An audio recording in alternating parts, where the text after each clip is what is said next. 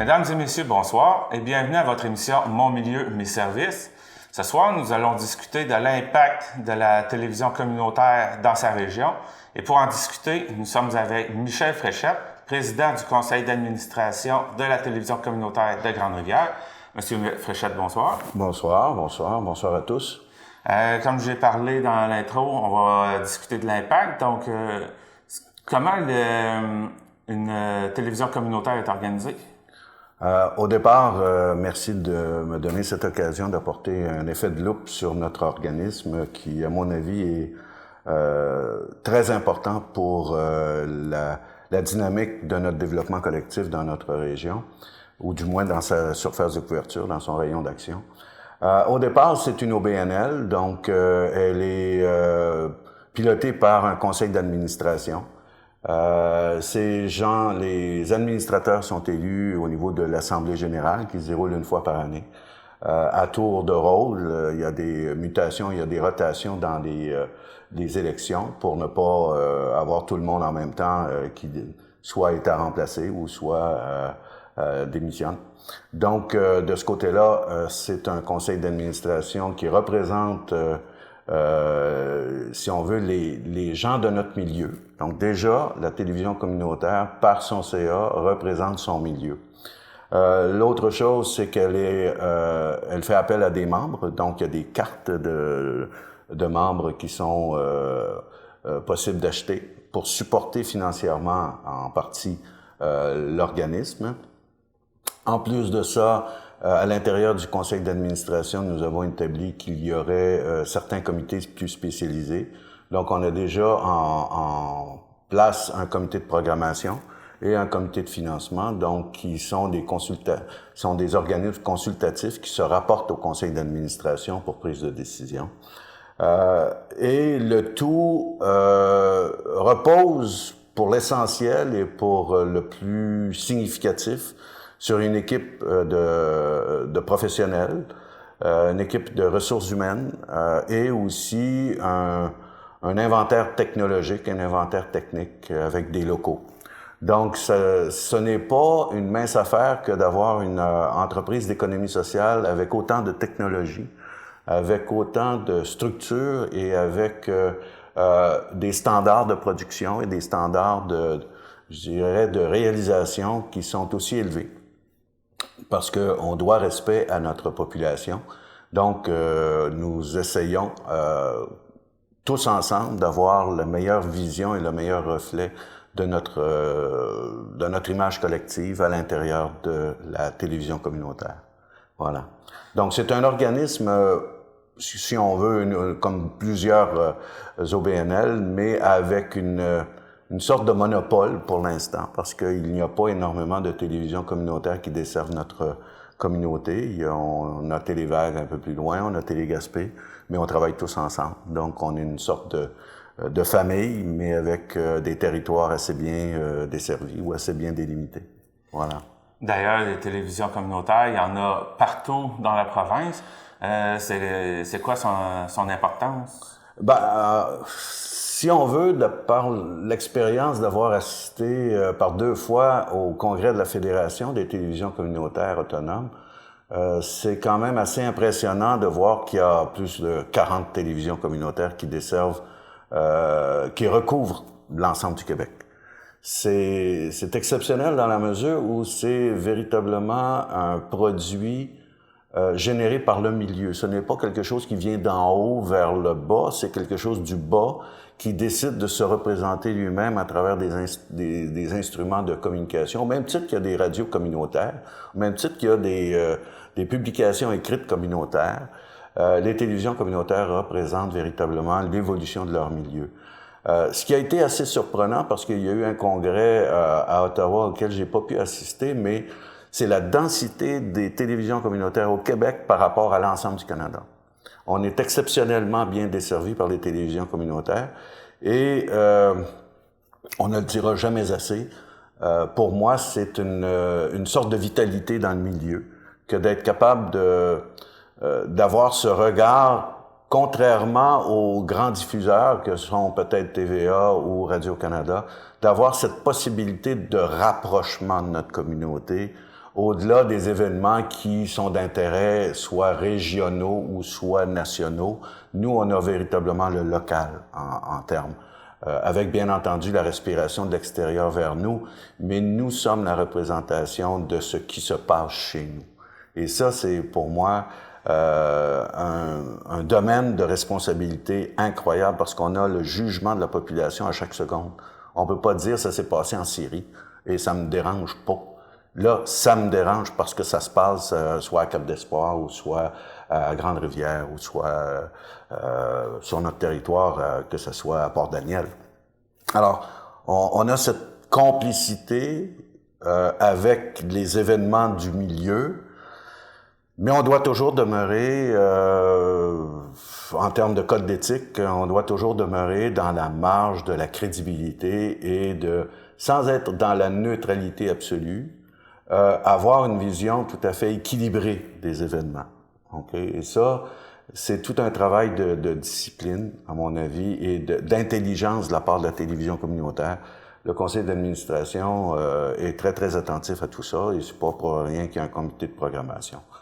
Donc, c'est un petit peu le rapport entre la province, l'ensemble de la couverture provinciale. On a toujours des standards, on a toujours des comparables, on se rencontre, on est capable de voir ce que les autres font. Et aussi, ce que nous sommes ici avec l'ensemble des moyens, parce que ce ne sont pas toutes les télévisions communautaires qui ont les mêmes moyens. Nous, on est particulièrement privilégiés d'avoir fait notre virage en 3D assez rapidement et on sert un peu de modèle à travers la province de ce côté-là. Hein. Plutôt HD. HD, pardon. HD, ouais. 3D, on n'est pas encore là. On en viendra avec nos lunettes avec ça. Bon, alors c'est un peu ça. Hop, là, on a un téléphone. C'est bon ou c'est pas bon? Ça ne dérange pas. OK, on continue. Puis, en tant que président du CA, selon vous, quels sont les risques ou dangers qui peuvent affecter une TVC? Ben, les effets de rapprochement sont en fait, plus on est près du feu, plus ça chauffe.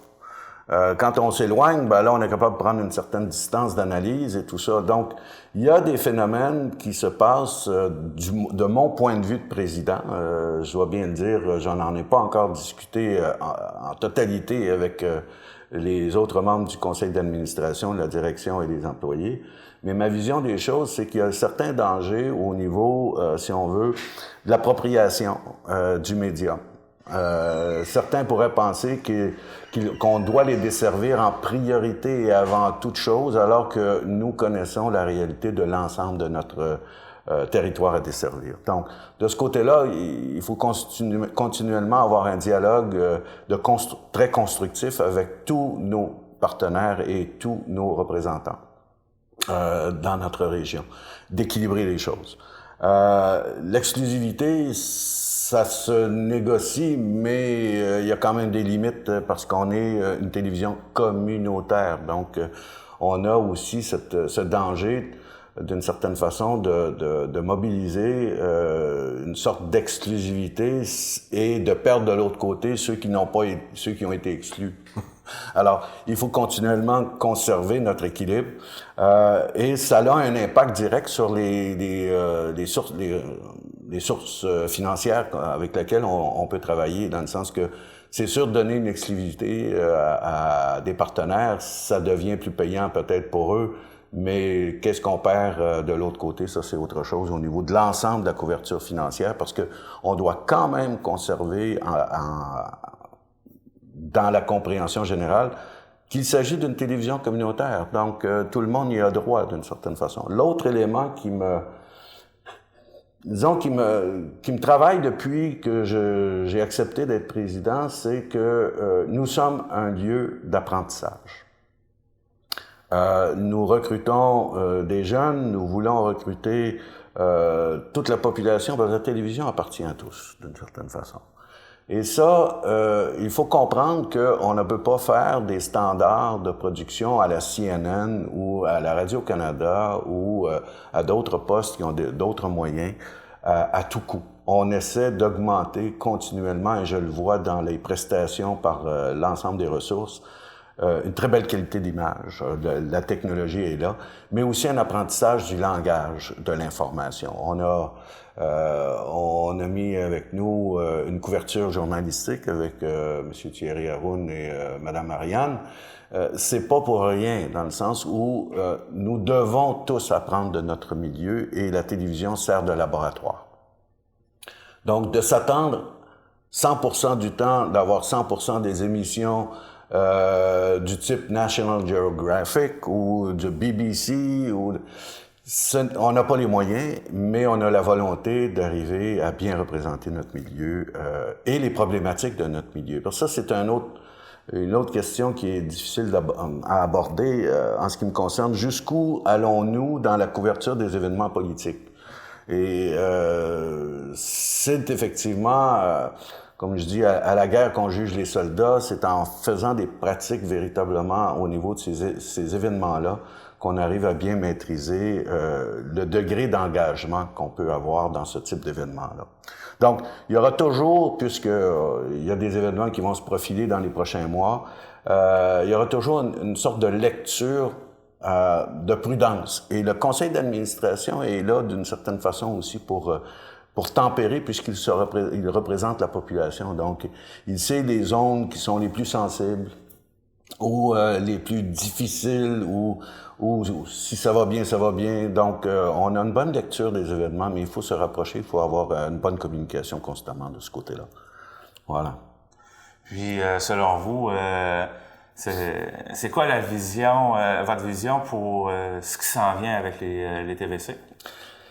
Il y a plusieurs chantiers qui pourraient être drôlement intéressants compte tenu de la maturité du produit. Les télévisions communautaires ont développé une expertise incroyable.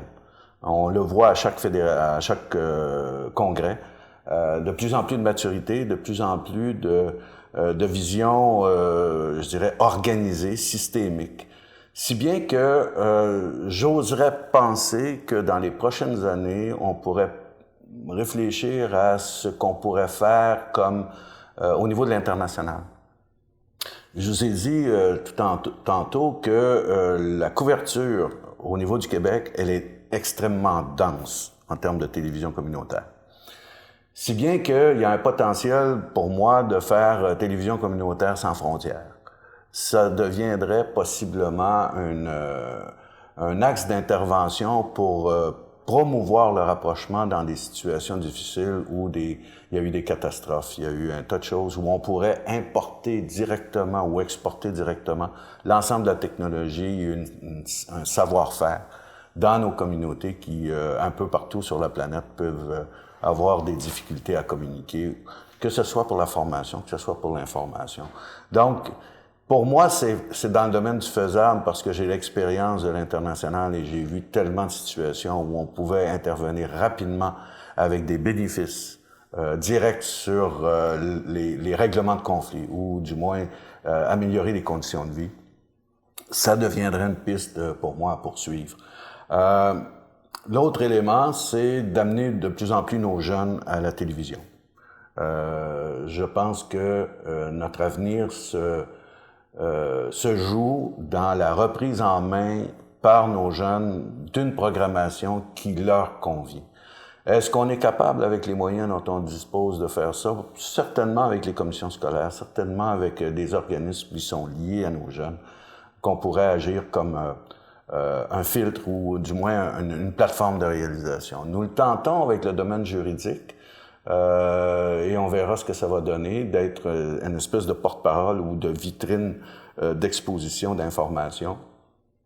Encore là, il y a plusieurs sujets d'intérêt collectif qui, pour moi, deviennent des objectifs ou des sujets de programmation. Intéresser nos gens à leur propre réalité en amenant de l'information bien construite, crédible. C'est toujours un objectif pour une télévision communautaire, à mon avis. On est un petit peu moins du côté du divertissement, malgré que ça n'en prend, mais il y a beaucoup d'acteurs dans ce domaine-là. Mais on est beaucoup plus, tant qu'à moi, au combat de l'analphabétisme, qu'il soit juridique, qu'il soit fonctionnel, qu'il soit de tous les domaines, parce que l'analphabétisme, ça se profile un peu partout dans tous les domaines. Donc, la capacité de réaliser un citoyen bien équilibré et participant à sa communauté. Pour moi, ça fait partie de l'objectif d'une télévision communautaire. Voilà. Merci beaucoup d'être passé me voir en studio. Ça fait extrêmement plaisir d'avoir pu m'adresser à toute notre communauté et je réitère des bons vœux quand même parce que l'événement se produit un petit peu avant la période des fêtes. Donc j'en reprofite, si on veut, pour adresser mes meilleurs vœux un peu à tout le monde. Et à toute l'équipe ici et à notre câble distributeur. Voilà. Merci encore. Merci. À la prochaine. À la prochaine.